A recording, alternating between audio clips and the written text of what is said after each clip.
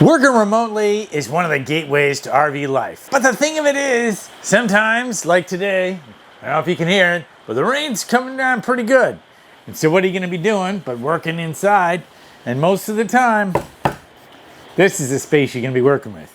And although it can be comfortable for a while, it's just not built, both in terms of where your hands go and also your back. And just all the different dynamics that make it a little more comfortable to work remotely. Once you dial in working remotely, then it's much easier to basically take advantage of RV living.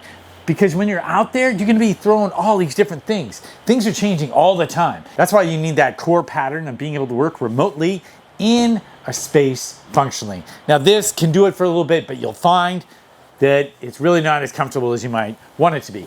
So in this series, I'm basically looking at different RVs that offer a remote workspace that's either built in or semi-built in. I really like the idea of a no-build option because it's just easier to get an idea of if the RV life is for you, if you're not sitting there trying to alter everything every which way. So in this first one, I'm going to be showing you a really sweet RV. I mean, if you want a full-time, this one is definitely the way to go for a lot of different reasons. But let's start with the workspace. I'm going to show you the workspace that it does have, and then we'll go from there on several different things to make this just a luxury RV in terms of not only being four-season, but just the way it's built and the light, everything about it. But I'll show you that in a second. First, let's check out the workspace to get it.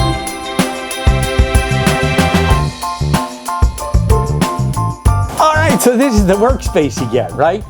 And it's pretty cool. And I know what you're thinking right off. Wyatt, that doesn't look very comfortable. Look at where your arm is at. Look how you're sitting and all that kind of stuff. You're right.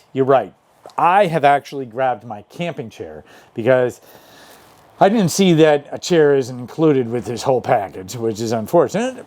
Both unfortunate and fortunate. I mean, if you consider RV beds, most of the time you swap them out. Same with chairs. You're gonna have this as a full workspace. You're gonna wanna dial in the right chair for you. I did wanna get the chair in place so you could see what it was like. You do have this nice, cute little light. Personally, I'd probably have some auxiliary lights here. The way this is positioned basically means you're gonna have to dial in that chair so the height works for you in terms of your ergonomics and all that kind of stuff. Be sure to subscribe because I'm going to have another video that's going to go over some ways to set up a fully functional remote office pretty much anywhere, regardless of if it has a desk or not. And that's the ideal, but a lot of people do like workspaces. Anyway, so this one is pretty nice. It's got all the usual desk stuff, you know, plenty of drawers and all that kind of stuff. I like it. It's got the window. You can look out, you know, at the rain. I mean, at the sun when it's out. It's not out in the Pacific Northwest here, that's for sure. Anyway, so I like this. I think it's a little nook. It's off in its own little corner, which is pretty cool. The one drawback to this whole setup is that it's right next to the door. So you're gonna get people going in and out. Although you are in a nook, there's no way to like close off your location. And so you've got your entertainment area right there. The TV is right next to the camera right now, and so you're gonna have to have your headphones on or whatever. That's the only part that's bad. But check this out. It basically has two bunks. So this one drops down as a bunk, and this back part folds out to be a bunk. So it does give you that kind of optional setup to the whole area.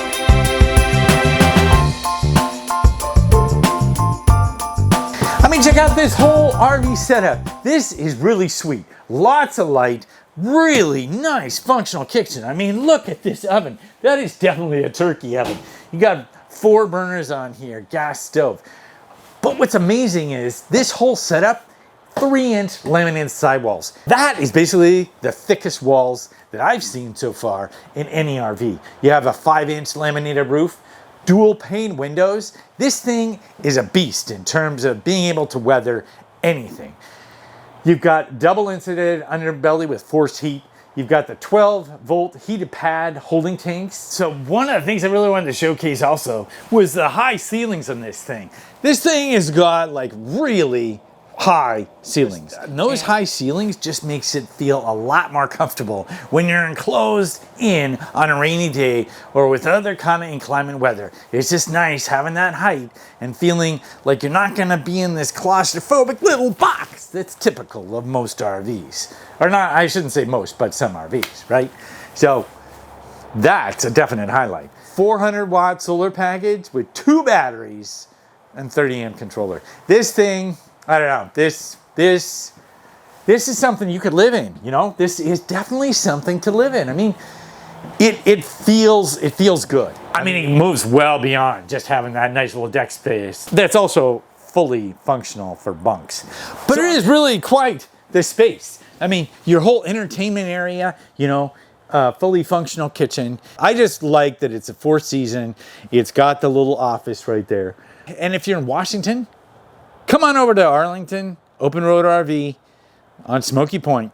Ask for Wyatt, and I'll be happy to have a cup of coffee and show you this or any of the others that we've got on the lot. So if you like this video, you're probably going to want to watch this other one that goes into fifth wheels with unusual layouts. Those unusual layouts can often be used for remote workspaces. Thanks a lot for watching. If you found it helpful, be sure to give it a like, and I'll see you next time.